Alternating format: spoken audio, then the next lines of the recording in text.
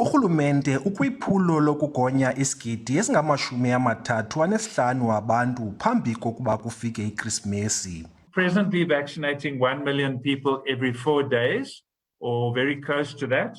And our target is by the end of next week, we want to be vaccinating close to 1 million people every 3 days. Kwangoku sele kugonywe abantu abangaphantsi nje kancinci kwizigidi ezintandathu kwaye isininzi sabo balindele ukugonywa okwesibini.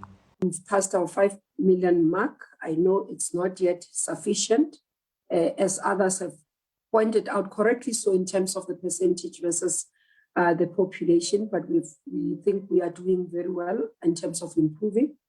Isebe lithi liphanda nzulu ngenani labantu abachatshazelwa leli chiza okanye ababhubha emva kokugonywa. Those who have had side effects, we continue to say, especially the severe ones, or somebody who suspect that somebody might have died after having taken the vaccine.